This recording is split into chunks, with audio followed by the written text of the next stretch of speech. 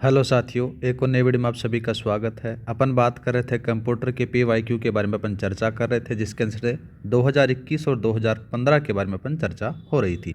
4 पार्टों के बारे में अपन चर्चा कर चुके हैं। आज ये 5वां पार्ट होने वाला है साथियों। तो आज का पहला सवाल आ जाता है कि खालिस्तान एक परिभाषा जो वेबसाइट से अवैध रूप से मूवी डाउनलोड करने के लिए दिया जाता है, तो उसको क्या कहते हैं साथियों? उसको कहा जाता है पायरेसी कहा जाता है। पायरेसी क्या चीज़ होती है? पायरेसी एक परिभाषा है जो कि क्या करेगा, वेबसाइट से अवैध रूप से जो मूवी है ना उसको डाउनलोड करने के लिए दिया जाता है। ठीक है, नेक्स्ट बात करते हैं साथियों। नेक्स्ट सवाल आ जाता है कि जानकारी की सामग्री किस में जमा होती है? सीधा सीधा सवाल बात करें तो इसका जो सही आंसर रहेगा वो मेमोरी डेटा रजिस्टर के अंदर से जमा की जाती है। इसके अंदर से क्या होता है, जो रजिस्टर होता है ना, ये सबसे छोटी मेमोरी होती है और सबसे फास्ट मेमोरी मानी जाती है। ठीक है साथियों, मेमोरी डेटा रजिस्टर बोले तो MDR में जमा की जाती है। इसे मेमोरी बफर रजिस्टर कहा जाता है, बोले तो MBR के नाम से भी जाना जाता है साथियों। ये क्या करता है, जो तात्कालीन एक्सेस स्टोरेज से ट्रांसफ़र किए गए डेटा को क्या करता है, स्टोरेज करता है। यह मेमोरी एक बफर के रूप में कार्य करती है। जबकि MAB है, बोले तो मेमोरी एड्रेस रजिस्टर का उपयोग किया जाता है और मेमोरी यूनिट में स्थानांतरित जो है उसके लिए यूज़ किया जाता है। ठीक है, नेक्स्ट बात करते हैं। नेक्स्ट सवाल आ जाता है कि BCD का सही पूर्ण रूप निम्न में से कौन सा होता है? तो जो BCD होता है उसको बाइनरी कोडेड डेसिमल कहा जाता है, ऑप्शन नंबर पहले वाला।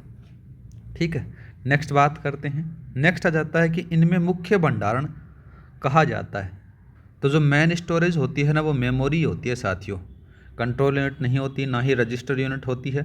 वैसे देखा जाए तो रजिस्टर यूनिट भी क्या होता है, एक मेमोरी का काम करता है, लेकिन जो मेन स्टोरेज है वो मेमोरी को कहा जाता है। ठीक है, नेक्स्ट बात करते हैं साथियों। नेक्स्ट आ जाता है कि इनमें निर्माण के समय पर प्रोग्राम किया जाता है, यह मेमोरी है।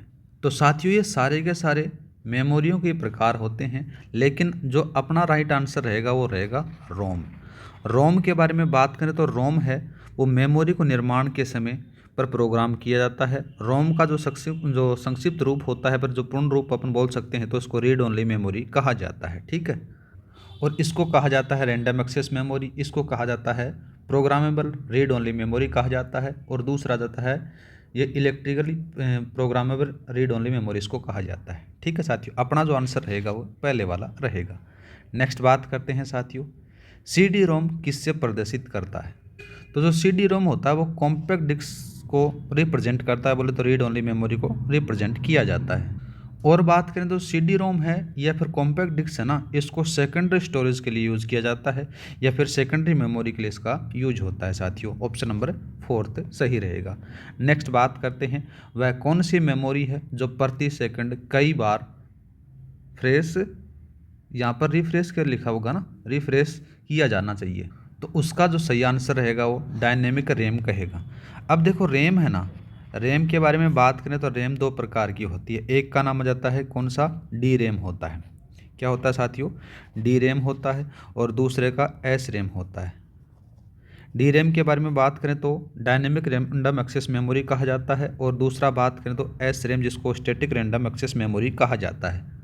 अब जो अपना ऑप्शन है उस ऑप्शन के अनुसार बात करें तो ये होता है। इसका क्यों होता है कि जो डायनेमिक रैंडम एक्सेस मेमोरी को प्रति सेकंड कई बार फ्रेश किया जाता है, फिर रिफ्रेश किया जाना चाहिए, क्योंकि ये मेमोरी है डेटा को कैपेसिटर में चार्ज के रूप में क्या करती है, स्टोर करती है, इसलिए इसको रिफ्रेश किया जाना चाहिए। ठीक है, नेक्स्ट बात करते हैं साथियों, हार्ड डिस्क के दोनों पक्ष किससे लेपित होते हैं? तो वो होते हैं साथियों चुंबकीय धातु ऑक्साइड से दोनों तरफ से लेपित किए जाते हैं। ठीक है, नेक्स्ट बात करते हैं, निम्नलिखित भंडारण युक्ति में से किसमें डेटा सबसे बड़ी राशि में स्टोर कर सकते हैं? तो अपना जो राइट आंसर रहेगा ना साथियों उसका रहेगा हार्ड डिस्क। हार्ड डिस्क के अंदर से सबसे ज़्यादा डाटा स्टोर किया जाता है। जो ऑप्शन है यहाँ पर दे रखे ना उनके अनुसार अपन बात हो रही है। नेक्स्ट बात करते हैं साथियों, कैच मेमोरी किन दोनों के बीच कार्य करता है? तो साथियों ये जो मेमोरी है ना, एक तो CPU हो गया, और CPU और रैम के बीच काम करता है। ये इसको बोल सकते हैं अपन कैश मेमोरी भी बोल सकते हैं। तो कैश मेमोरी CPU और रैम के बीच में बफर के रूप में कार्य करेगा। ठीक है, और इसका जो उपयोग होता है डेटा और प्रोग्राम के उन हिस्सों को रखने के लिए किया जाता है जो CPU द्वारा अधिक उपयोगी होते हैं। ठीक है, नेक्स्ट आ जाता है, तो अपना जो आंसर रहेगा ये रहेगा CPU और रैम। नेक्स्ट बात करते हैं कंपाइलर क्या है। कंपाइलर बात करें ना साथियों, ये एक ट्रांसलेटर होता है। ट्रांसलेटर बोले तो देखो ये क्या करता है, मशीन स्तर की भाषा को एक उच्च स्तरीय भाषा में अनुवाद करने के लिए इसका प्रयोग किया जाता है। और ये लाइन बाई लाइन नहीं करेगा, जो भी अपना पर कंपाइल करेगा तो वो एक साथ करेगा। एक इंटरप्रेटर होता है, वो भी एक ट्रांसलेटर होता है। ठीक है साथियों, वो क्या करता है, वो लाइन टू लाइन काम करता है। सेम होते हैं, फ़र्क कोई अंतर नहीं होता, बस अंतर यही होता है कि वो लाइन टू लाइन काम करेगा, कंपाइलर एक साथ कंपाइल कर देगा। नेक्स्ट बात करते हैं। नेक्स्ट सवाल आ जाता है कि GUI का अर्थ होता है। जब मैं ऑपरेटिंग सिस्टम पढ़ा रहा था उसमें पहले या दूसरी जो क्लास थी उसी के अंदर से मैंने बार बार बताया था कि GUI और CUI है, बहुत ज़्यादा इंपॉर्टेंट है, याद रखना साथियों। तो GUI की जो फुल फॉर्म होती है इसको कहा जाता है ग्राफिकल यूज़र इंटरफेस कहा जाता है। क्या कहते हैं साथियों, इसको ग्राफिकल यूज़र इंटरफेस के नाम से इसको जाना जाता है।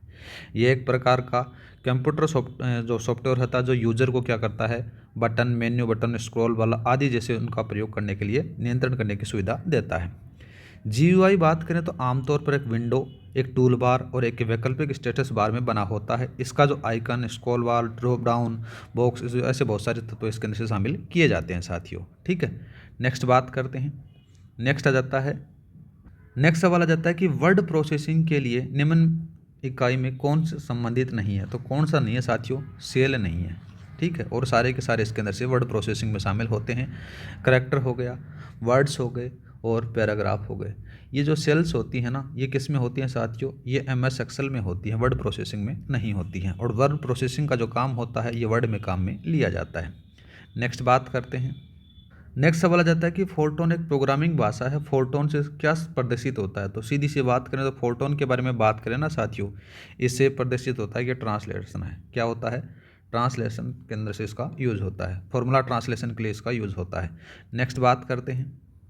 नेक्स्ट सवाल आ जाता है साथियों, कौन सी भाषा सीधे अनुवाद के बिना कंप्यूटर में समझ में आ रही है। तो कौन सी आ जाती है साथियों, उसका जो सही आंसर है ना वो आ जाता है मशीनी भाषा।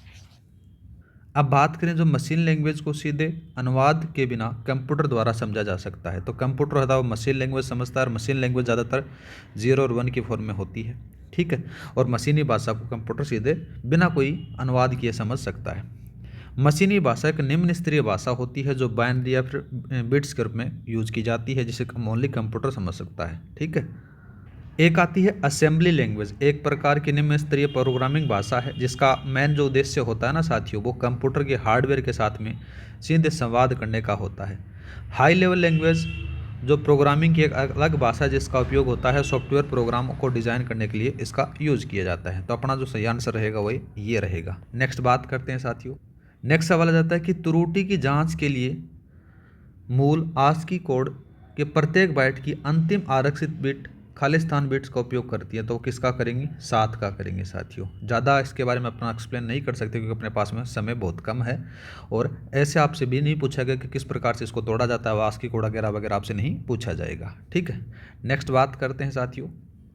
नेक्स्ट सवाल आ जाता है कि एक्सेल शीट में कॉलम की चौड़ाई को ऑटो फिट करने के लिए किसका प्रयोग किया जाता है। तो ये जो ऑप्शन था, ये क्वेश्चन यहाँ पर क्या हुआ था साथियों, डिलीट हुआ था। इसके बारे में मैं थोड़ा सा बता देता हूँ कि एक्सेल शीट में जैसे अपन कॉलम हैंडलिंग में कॉलम लाइन पर माउस ले जाया जाता है, तो वैसे ही हमें एक क्रॉस या फिर कर्सर डबल तीर दिखाई देता है, जिसको कि अपन बात करें तो कॉलम की चौड़ाई बढ़ाने या फिर घटाने के लिए तीर पर माउस के ऊपर जो क्या कर सकते हैं, अपन क्लिक कर सकते हैं या फिर खींच कर उसको बड़ा किया जा सकता है। और जैसे ही आप क्या करोगे, उस जो खींचा हुआ जो चीज़ आपने किया ना, वो माउस के अंदर आपने जो खींचा है उस चीज़ को वापस छोड़ोगे तो वो क्या है, अपने मूल अवस्था के अंदर से आ जाती है। और हम एक ही समय के अंदर से क्या कर सकते हैं कि एक से अधिक जो कॉलम है ना, उनकी चौड़ाइयों को अपन ऑटो फिट कर सकते हैं। इसके लिए हमें कॉलम का चयन करें, और जिन्हें अपन ऑटो फिट करना चाहते हैं ना, उस पर होम टैब पर जो प्रारूप में ड्रॉप डाउन मेन्यू होता है ना, उसमें ऑटो फिट का जो कमांड है उसका चयन करके अपने इसका यूज़ कर सकते हैं। चल रही है अपनी MS वर्ड, उसके अंदर से समझ में आ जाएगा किस प्रकार से क्या क्या काम होता है। एकदम डायग्राम से मैं समझा रहा हूँ उनको साथियों। नेक्स्ट बात करते हैं। नेक्स्ट आ जाता है कि आमतौर पर इस्तेमाल कमांड्स एंड टूल्स पर त्वरित पहुंचने के लिए इस्तेमाल किया जा सकता है। तो किसका करेंगे साथियों, इसके अंदर से जो सही आंसर आएगा उसका टूल बार का प्रयोग कर सकते हैं। स्टेटस बार के बारे में बात करें तो मैं बता चुका हूं, अपन MS वर्ड में पढ़ रहे थे। तब स्टेटस बार में क्या होता है कि डॉक्यूमेंट के पेज के सबसे निचले हिस्से में पाया जाता है। इसमें आपके डॉक्यूमेंट और पेज से संबंधित जो इन्फॉर्मेशन होती है ना, उसके अंदर से यहाँ पर देखने को मिल जाती है। दूसरा बात करें अपन साथियों, दूसरा कौन सा आता है, मेन्यू बार आता है। तो मेन्यू बार क्या होता है कि विंडोज़ ऑपरेटिंग सिस्टम में हर विंडो पर अपना मेन्यू होता है, जिसको टाइटल बार के तुरंत नीचे मेन्यू बार होता है। दूसरा बात करें शीर्षक बार, जिसको कहा जाता है टाइटल बार। यह एक स्मॉल स्ट्रिप, छोटी पट्टी होती है जो एक क्या होती है कि विंडोज़ के शीर्ष पर फैली होती है। इसमें आमतौर पर करीब न्यूनतम और अधिकतम बटन शामिल किए जाते हैं टाइटल बार के अंदर से। ठीक है, तो अपना जो ऑप्शन रहेगा ना साथियों इसका, वो ये रहेगा, टूल बार। नेक्स्ट बात करते हैं, MS ऑफिस का वैध संस्करण निम्न में से कौन सा नहीं है। कौन सा नहीं है उसके बारे में बात हो रही है साथियों। ऑफिस XP भी मैंने बताया, ऑफिस 2010 भी मैंने बताया, ऑफिस मैनेजर मैंने नहीं बताया था जब अपन क्या कर रहे थे, MS वर्ड की जो पहली क्लास थी उसी के अंदर से बताया था। तो ऑप्शन नंबर कौन सा नहीं रहेगा, ये थर्ड वाला अपना गलत रहेगा। नेक्स्ट बात करते हैं।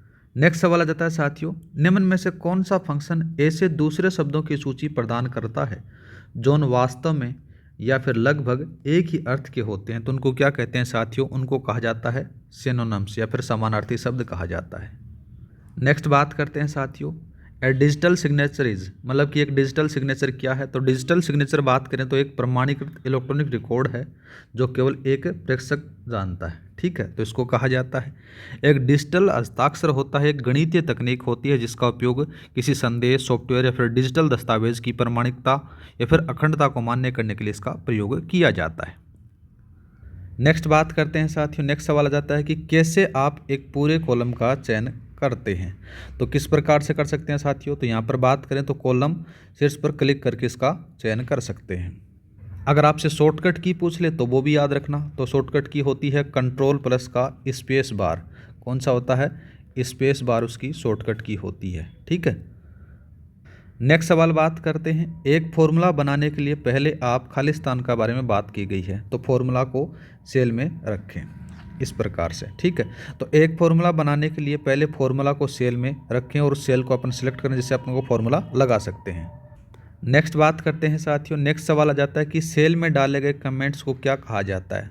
तो इनको क्या कहते हैं साथियों, इनको कहते हैं अपन सेल टिप्स कहा जाता है। क्या कहते हैं, सेल टिप के नाम से इसको जाना जाता है। ठीक है, नेक्स्ट बात करते हैं साथियों, नेक्स्ट आ जाता है कि आप फॉर्मेट पेंटर कई बार उपयोग कर सकते हैं। इसे बंद करने से पहले अपन क्या करेंगे साथियों, इसका जो प्रयोग किया जाता है ना, तो इसमें से क्या होगा, फॉर्मेट पेंटर बटन पर डबल क्लिक करेंगे। ठीक है, नेक्स्ट बात करते हैं। नेक्स्ट इसी के साथ में यहाँ पर ख़त्म हो जाते हैं ये जो स्लाइड है। और आज के लिए इतना ही, मिलते हैं नेक्स्ट वीडियो में। जय हिंद, जय भारत। इस क्लास की PDF फाइल आपको टेलीग्राम पर मिल जाएगी। टेलीग्राम का लिंक डिस्क्रिप्शन में दे रखा है, वहाँ पर जाकर आप ज्वाइन कर सकते हो। हर क्लास की PDF फाइल आपको उपलब्ध करवा दी जाती है। जय हिंद, जय भारत।